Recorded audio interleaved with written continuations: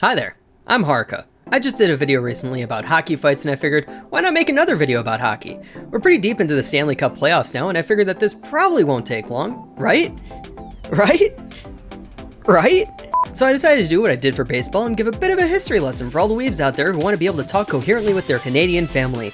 Or somewhere else. Hockey's pretty much everywhere now, it's weird. But unfortunately, I got real distracted and found some amazing things in the history side of hockey, so I decided to put that on the side for now and just spend this video explaining the game first. I promise the history video is going to come later. I wouldn't just do all that research for no reason. It's some good stuff. Today, I'm just teaching you the sport. Let's start with the basics of the game that everyone should know. I think of hockey as soccer on ice. You gotta wear skates to maintain balance and solid movement on the ice, and since you can't kick very well with skates on, you get a stick with which to smack the ball or whatever. So let's actually talk about the ice because as you can see, there's a lot of lines there. There are 9 face-off dots on the ice where play starts or resumes. There's 2 on each end, 2 by each blue line, and 1 in the middle. When play stops, the ref restarts it with a face-off from one of the dots depending on the situation. The blue line is the offside line. Any player past that line before the puck goes in is offside. In fact, if anyone on that player's team touches the puck while the one player is on the wrong side of the line, it's still offside. They also designate the shorthand for the zones on the ice, which are defensive, neutral, and offensive zones for each team. The semicircle in front of the goal is called the crease. It's designed as a sort of safe area for the goalie. It's just for them, although there are some complicated rules about who else can be in there in certain situations, but generally it's for the goalie. I don't really know the actual name of the red lines at the ends, but they're used for a couple of things. Icing is when the puck crosses both the center red line and the red line on the offensive zone without being touched or having someone attempt to play the puck. There's also a trapezoid in the NHL to keep the goalie from touching the puck in the corners because there was a point where goalies were just too OP at killing time while puck handling. Then there's the yellow line. I don't know why that's there either. No one's ever explained why it exists. Alright, equipment. Obviously there's skates, pads, and everything, but there's some specifics that I want you to know about. The puck is a small rubber disc that is somewhere between the size of a mini pizza bagel and a normal pizza bagel. I refuse to choose a real system of measurement and be bullied by comments, but I'm pretty sure you will understand the size that I'm talking about here. Now the stick is an L. It's shaped like an L, except the bottom part isn't exactly 90 degrees. It's a way larger angle.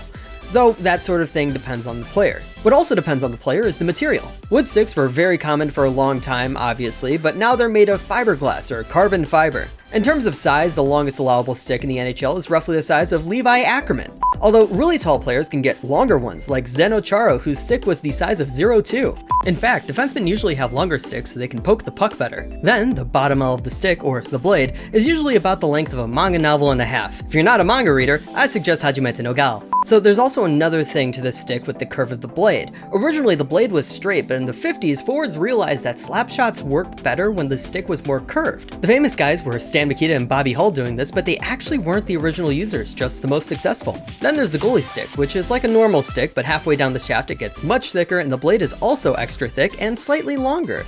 That sounds wrong. The angle of the blade is also closer to 90 degrees. It is also called a paddle. Finally, I'm just going to give you some of the goalie's other equipment because you're going to be hearing these terms a lot whenever they make a save. First of all, instead of a simple helmet, goalies wear a mask because they've got pucks flying at them. You probably recognize the old hockey masks from horror movies, but the modern masks are honestly really cool, kind of like judo helmets with designs on them. Also, there's a mandatory throat protector now because of that one time in 1989 where a goalie almost died after taking a skate to the jugular. This near-death thing is a recurring theme in hockey. You'll find out in the hockey history. The blocker is a pad that is worn on the forearm of the goalie's stick hand. Generally, most goalies hold their stick with their non-dominant hand because that's just how holding a stick one-handed works. Anyway, that's why it's called a blocker save when it's high to the stick side. Next is the glove, or trapper. It's just like a baseball glove. The glove is generally worn on the goalie's dominant hand, but it depends on which hand the goalie is more comfortable catching with. Goalies choose what hand they're more comfortable with the glove on, and the stick just goes in the other hand. The puck is very slippery when cold and wet, so having a glove helps with catching and covering the puck up. Finally, we've got the rest of the pads on the legs, just giant rectangles. A lot of goalies use what is known as the butterfly position, which is when you put your knees together and then splay out your legs in a V.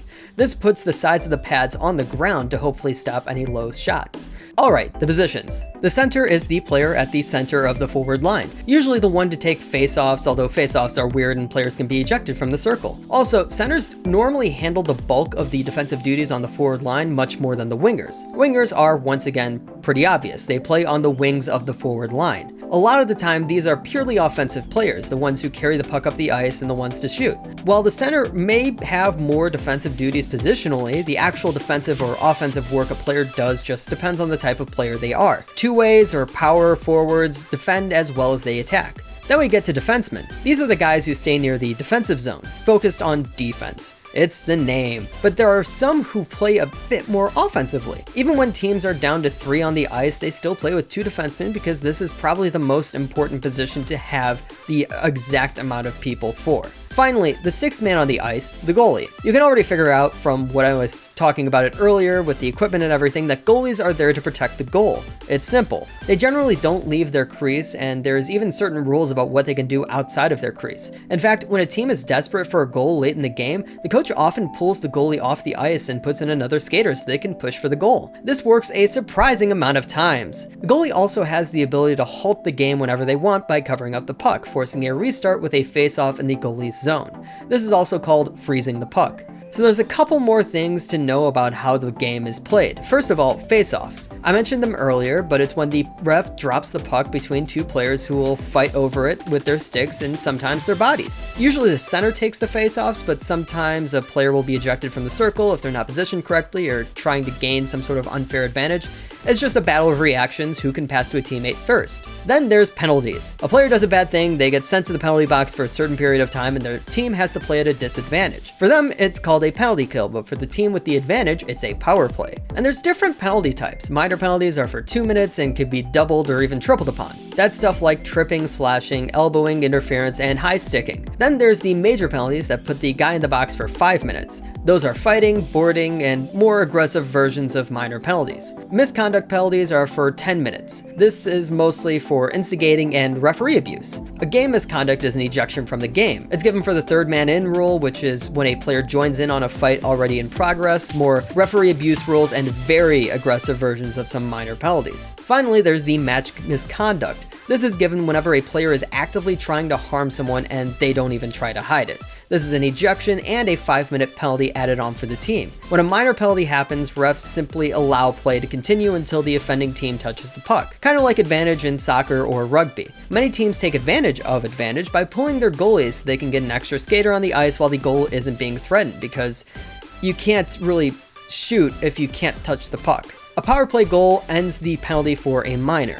I also just want to add that there's a rule in place called the Gretzky rule, where it comes from when his Oilers team would intentionally get a penalty of their own while on the power play so that there were less skaters on the ice and he could work with the added space. I also need to mention that substitutions just sort of happen in the middle of play. They do happen when the puck is blown dead, but since hockey is such a tiring sport, subs are a rolling constant. That's what all the jumping over the boards is about. There's lines that certain players are assigned to, and those lines rotate. Most teams have 4 forward lines and 3 defensive pairings. Finally, unlike baseball, the stats for hockey are actually pretty easy to know, but I feel like I should explain a couple of things here. Points are just goals and assists added together. No special weighing of goals over assists, it's just a total. Plus minus is the player's personal goal differential for when they're on the ice. If their team scores while they're on the ice, that's +1, even if they didn't even touch the puck. If their team gives up a goal while they're on the ice or they're in the penalty box, that's -1. Speaking of the penalty box, PIM stands for penalties in minutes. It just tracks the amount of penalty minutes a player has been given.